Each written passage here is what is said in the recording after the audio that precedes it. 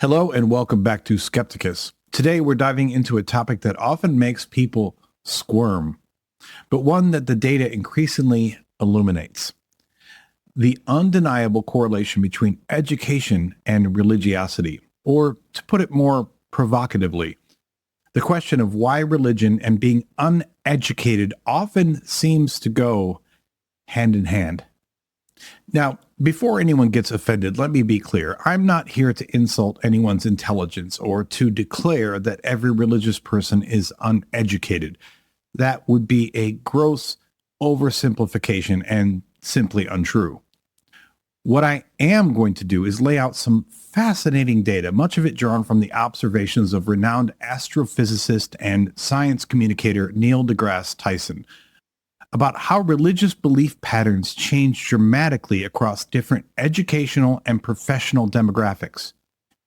We're going to explore a trend so striking that it demands a serious and skeptical look.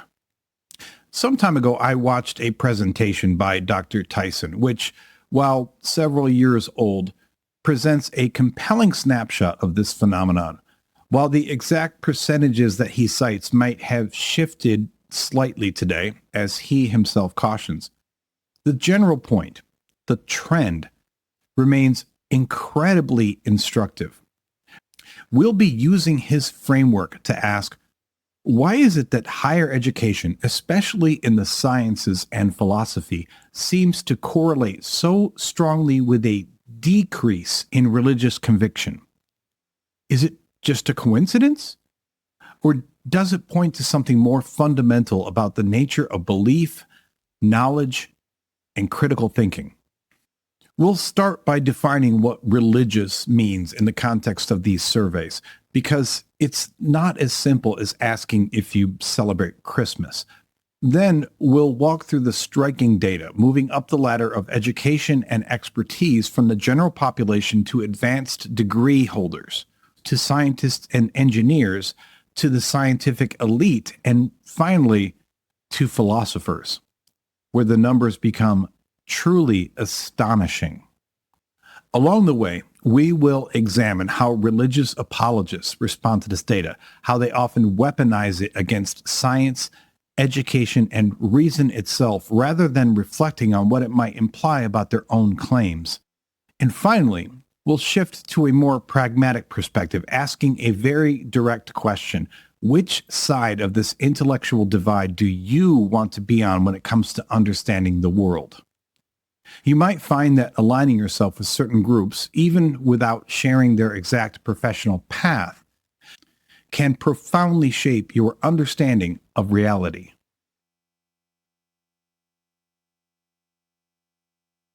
First, let's clarify what these surveys mean by religious. It's a crucial distinction because if you simply ask, do you celebrate Christmas or have you been to church, you'll get very different results. Many people engage in religious traditions for social reasons, family expectations, or cultural heritage, without holding deep personal conviction. As Isaiah 29:13 states, "These people come near to me with their mouth and honor me with their lips, but their hearts are far from me." The surveys we're discussing aim to capture that heart element. According to the methodology that Dr. Tyson referenced, the key question used as a reliable proxy for genuine religiosity was simply, do you pray to a God? Think about that. You can go to church because your spouse drags you there or for community events. You can celebrate Christmas because it's a cultural holiday for gift giving and family gatherings. But if you get down on your knees, even occasionally, and pray to a God, you're doing so because you genuinely believe there's an entity listening, an entity with whom you can communicate, and an entity who might respond. That implies a deep-seated conviction. As Matthew 6:6 says, "But when you pray, go into your room, close the door, and pray to your Father who is unseen. Then your Father, who sees what is done in secret, will reward you." The very act of private prayer suggests belief in an unseen and responsive deity. So using "do you pray to a God" as the benchmark, let's look at the numbers Dr. Tyson presents, acknowledging that they're snapshots from past surveys, but indicative of persistent trends.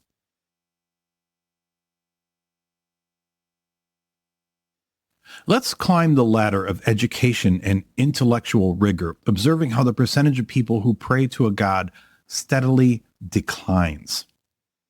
The first rung would be the general American population. Dr. Tyson starts with the broadest demographic, the American public as a whole. And it turns out that for all Americans, approximately 90% say that they pray to a God. Now, admittedly, this is a remarkably high number, suggesting that America is, broadly speaking, a very religious country, at least in terms of personal belief and practice, even if many don't attend church regularly. This aligns with sentiments found in the Bible that speak of widespread belief, even if superficial, as in Romans 1:19 through 20, which says, "For since the creation of the world, God's indivisible qualities, his eternal power and divine nature, have been clearly seen, being understood from what has been made, so that people are without excuse." But what happens when we introduce higher education into the mix? The next rung is those with advanced degrees. This category looks at people who hold master's degrees or PhDs. This isn't just about accumulating facts.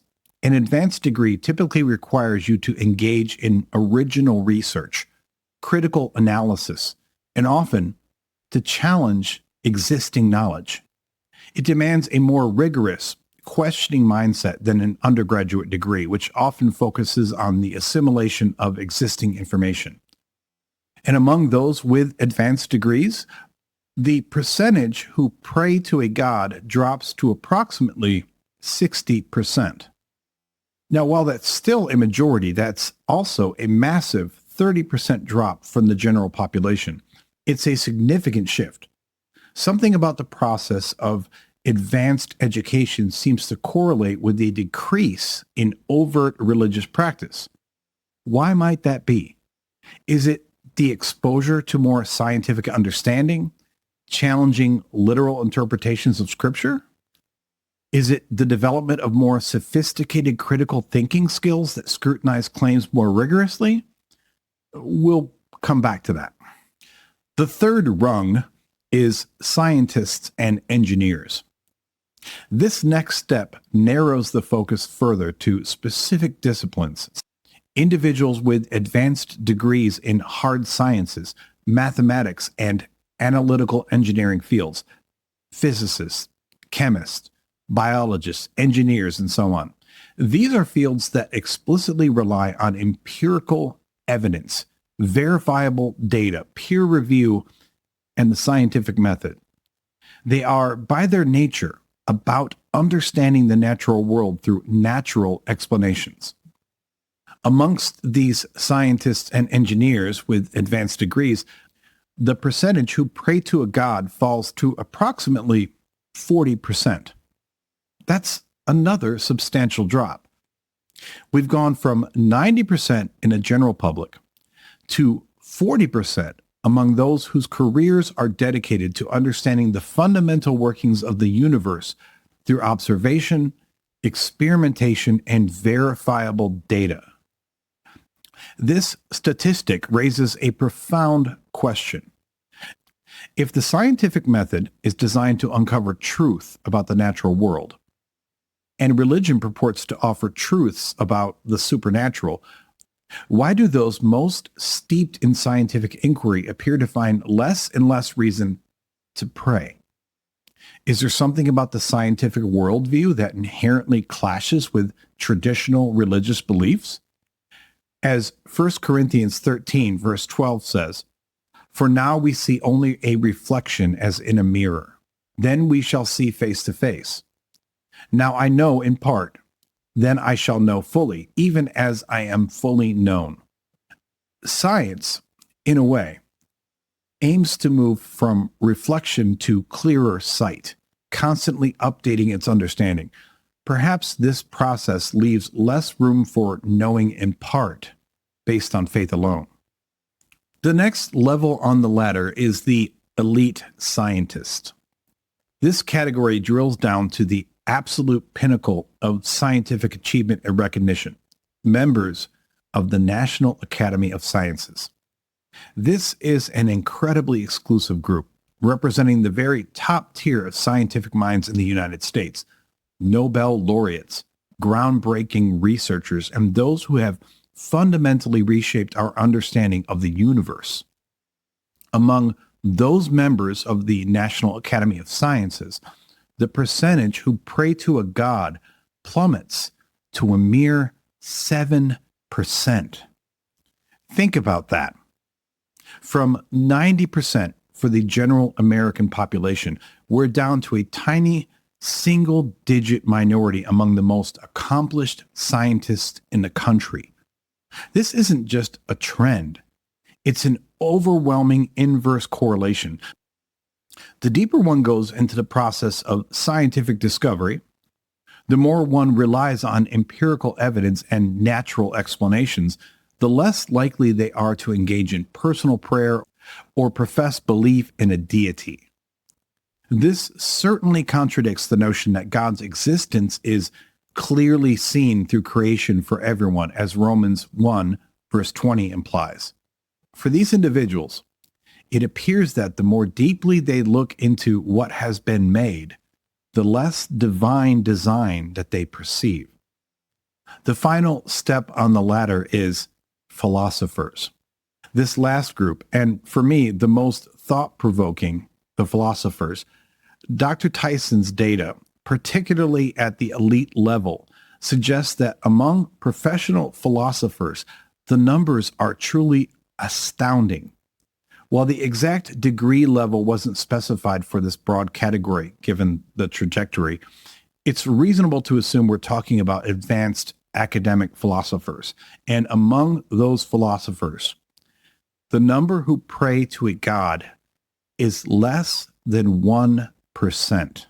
Dr. Tyson even points out that the very few who do profess religious belief in this group are almost exclusively religious philosophers, individuals often based in seminary or theology departments whose professional focus is specifically on justifying religious belief. If you remove that niche subset, the number drops even further, effectively to zero. Honestly, this is a profound revelation. Philosophers, by their very nature, are paid to think about how to think. They delve into epistemology, which is the nature of knowledge, metaphysics, which is the nature of reality, ethics, which is basically morality, and the deepest questions of human existence. Why are we here? What is consciousness? What happens after death? What is the nature of morality? These are precisely the questions that religion purports to answer. The Bible, for instance, claims to provide answers to these very questions. In Ecclesiastes 12, verse 13, it suggests that the whole duty of man is to fear God and keep his commandments. In John 3:16, it offers an answer to what happens after death. In Proverbs 3, verses 5 through 6, it advises trusting in the Lord for guidance. And yet, when people dedicate their entire careers not just to scientific inquiry, but to the very science of thinking in a rigorous, logical manner, almost all of them come to the conclusion that traditional religious belief, particularly in a God to whom one prays, is unfounded. If religion claims to offer the ultimate answers to the deepest questions, and philosophers are the professional scrutinizers of deep questions and their answers, why do they so overwhelmingly reject religion? Is it possible, even remotely possible, that when truly subjected to intellectual rigor, the answers religion provides simply don't hold up? This strong inverse correlation between education, especially in fields that promote critical thinking and empirical reasoning. And religious belief is not just a statistical anomaly. It's a powerful indicator that the more one engages with rational inquiry into the nature of the universe and existence, the less compelling the explanations offered by traditional religion appear.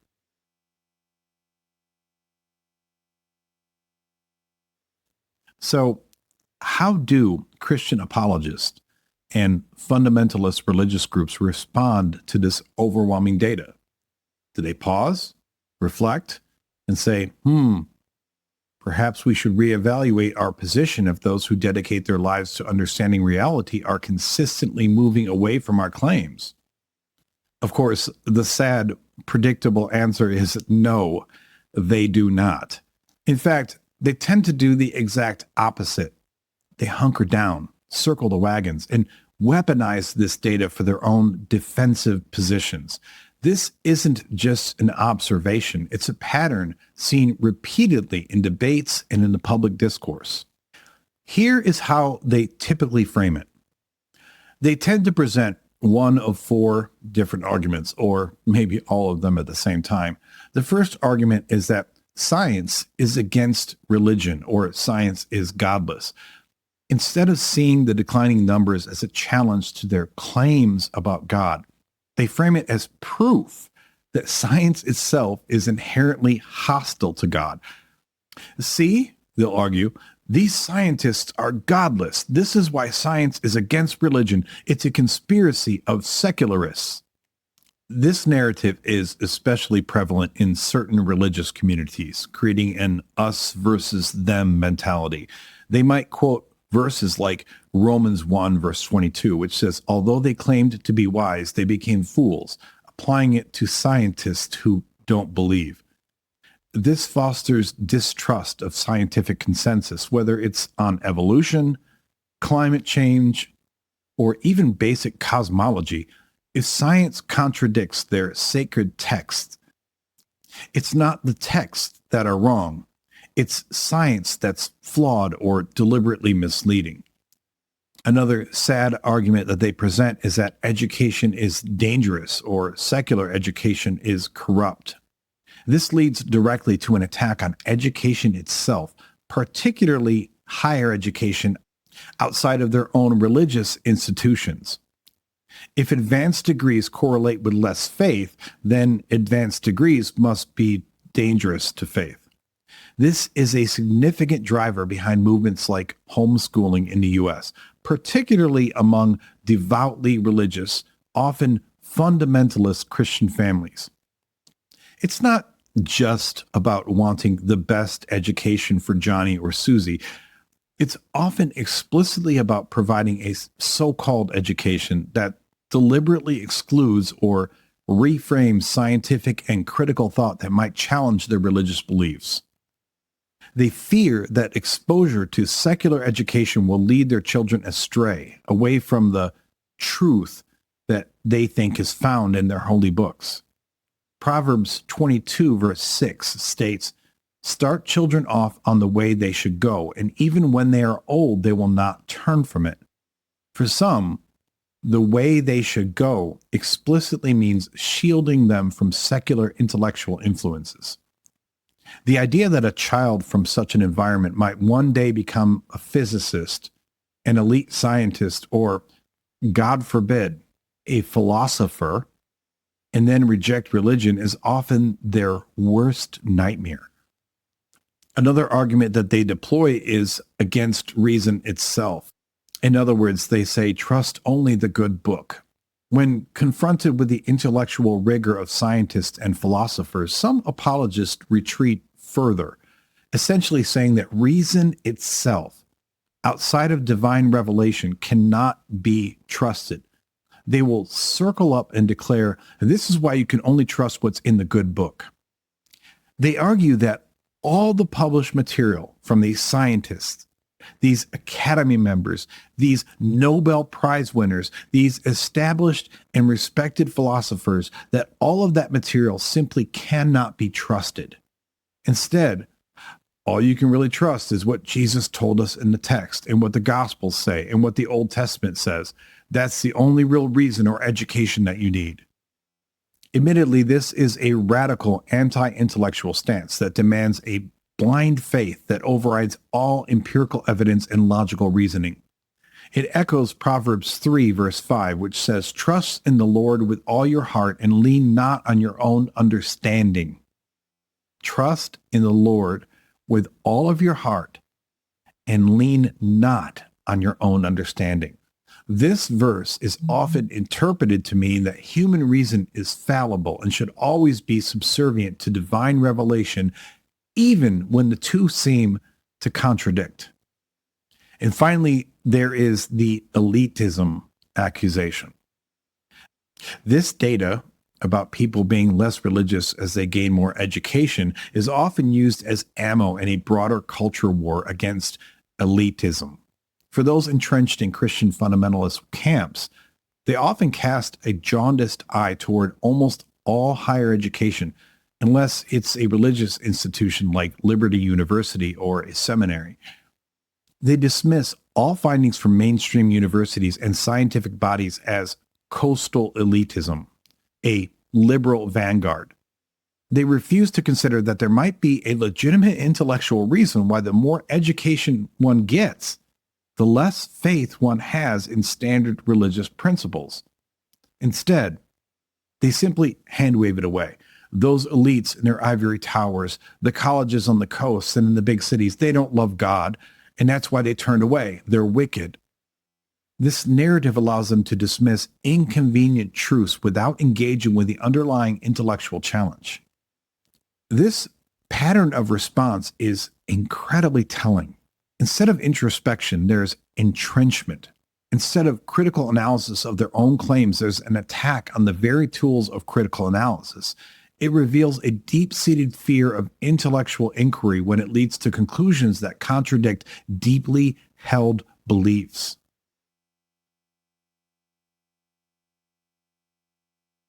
Now, let's look at this from a different angle, a pragmatic point of view. I'm certainly not a Christian apologist. I'm a skeptic and a pragmatist. I don't necessarily expect these numbers to sway someone who is firmly entrenched in their religious beliefs, but it should make anyone pause and consider where they stand. I've always loved a simple saying, one I didn't coin, but that has stuck with me for years. If you hang out with 9 broke fools, you're bound to be the 10th. This isn't just a negative observation. It's a powerful statement about the influence of association. It applies to everything. If you hang out with 9 drug addicts, you're bound to be the 10th. If you hang out with 9 criminals, you're bound to be the 10th. But here's the beautiful flip side to that. If you align yourself with 9 educated scientists, you're bound to be the 10th. Even if you don't get a science degree, you're bound to at least start thinking like them, acting more like them, adopting their methodologies of inquiry. If you hang out with 9 career go-getters, entrepreneurs, people climbing the corporate ladder, you're bound to be the 10th. You'll absorb their mindset, their strategies, their work ethic. The point is this. There is a strong pull that comes from association. When I think about what views I want to encompass and embrace for myself, whether it's about religion, finances, career, or public policy, I almost always want to align myself more often with those who have more education, not less. More demonstrated capacity for rational thought, not less. More likelihood to question what is spoon-fed to them, not less. On any of those axes, I simply do not want to be associated with a group that just says, God said it and therefore it is. As in 2 Timothy 3, verse 16, which asserts that all scripture is God-breathed, but that doesn't make it exempt from critical examination. That is not the group that I want to be a part of. On a broader level, this even comes down to a question of legacy, or more simply, what side of history do you want to be on? Do you want to be the one railing against evolution, despite the overwhelming scientific consensus? Do you want to be the one arguing that we should cram specific religious dogma down the throats of students in public schools rather than fostering an environment of open inquiry and respect for diverse or even non-existent faiths? Do you want to be the one insisting on posting the 10 Commandments in every classroom? And for what it's worth, Deuteronomy 6, verses 6 through 9, encourages teaching God's commands diligently, but it does not mandate state-enforced religious displays in secular schools.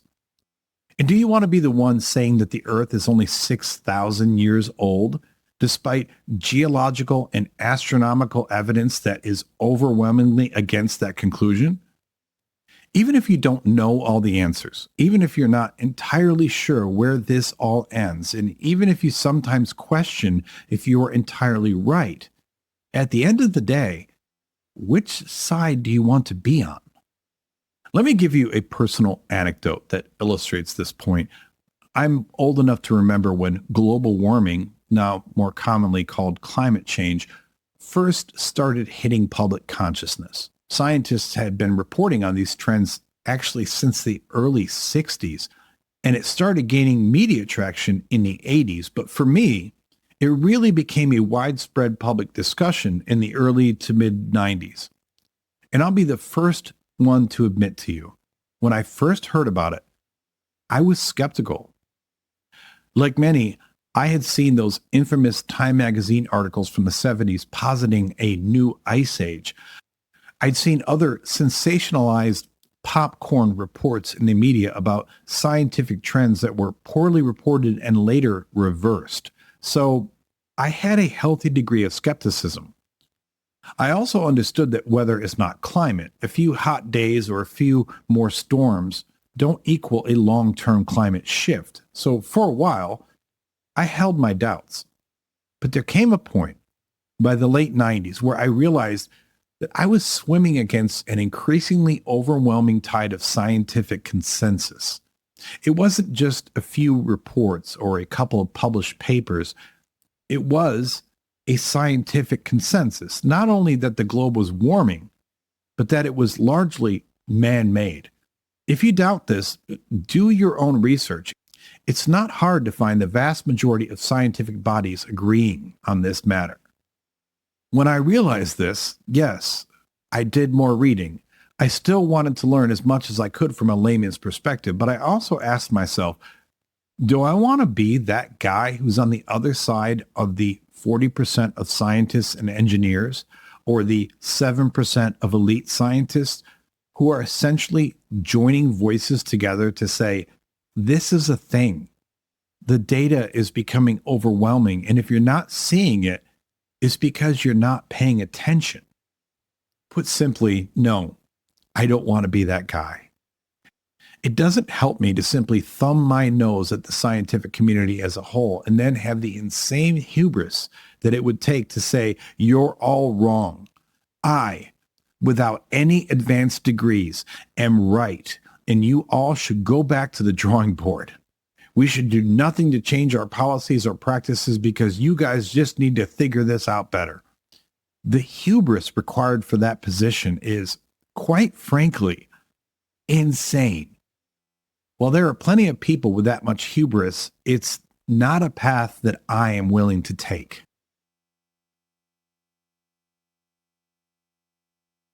Now, let me give you a couple of crucial disclaimers. I'm not implying for a second that because scientists as a group are generally less religious or don't believe in God, that therefore God doesn't exist.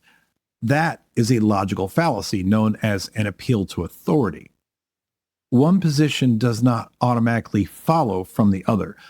Even if every scientist in the world completely rejected God, I'm not saying that means you should reject God. Nor would I want you to blindly take your religious cues from any group of scientists or engineers.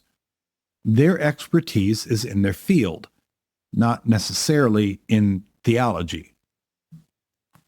However, although their collective disbelief doesn't make God non-existent, I will ask you again, don't you even wonder at all why it is that those who learn more about the world and those who spend much more time thinking deeply about the way that the world works are much, much more likely to reject the idea that there's a magic sky daddy and that all the words of the Bible are literally true and that all we have to do is listen to our pastor and read our Bible and everything will be okay? Consider this. There's no inherent penalty for a scientist or an engineer to believe in God. They could still be religious and still go to work. You don't have to pray while you're doing your experiments. So it's not like there's a real loss to them for believing if they chose to. And yet, with no professional or intellectual penalty whatsoever for believing, they still choose en masse not to believe, or at least not to pray to a God in a traditional sense. Or to put it another way, as a whole, when they look at the tenets of religion, those tenets ring false to them.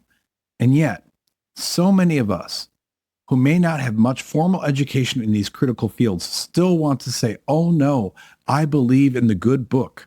I believe in God and salvation and Jesus Christ, and yep, he's going to save me.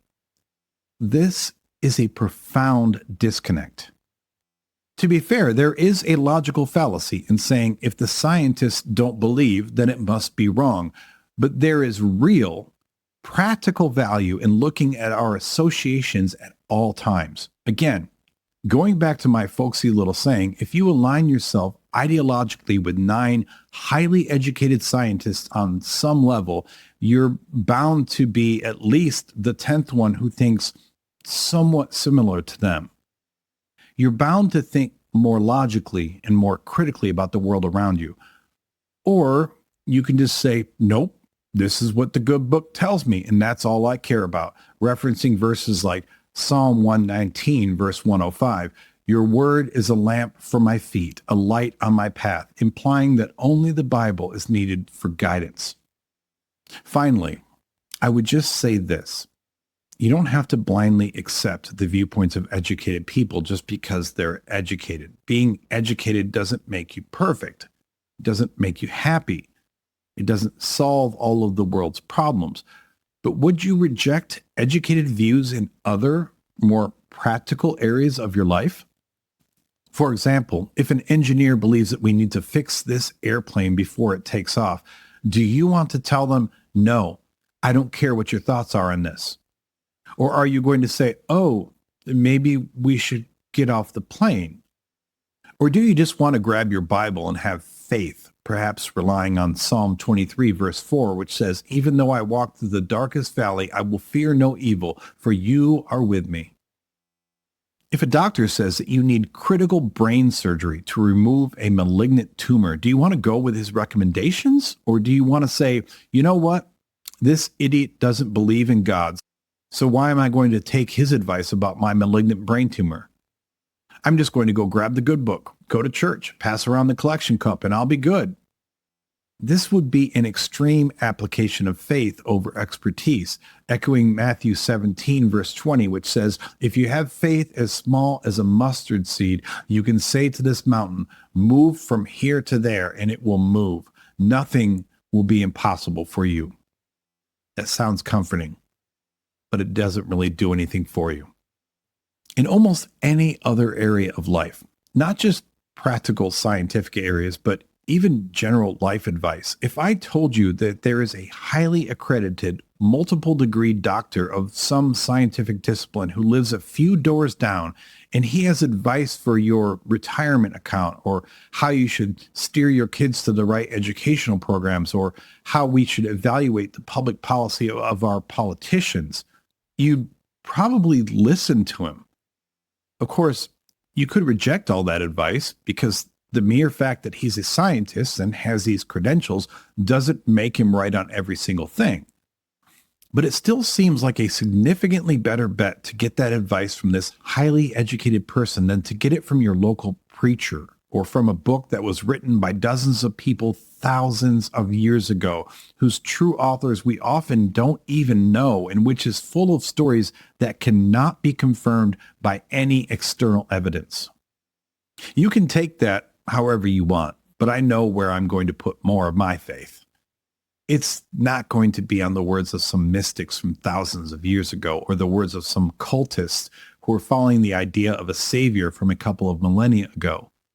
No, I'm going to put more of my faith in education, in empirical facts, in verifiable information that I can use as well as possible to try to steer me and my family and my loved ones to the best possible course in our life.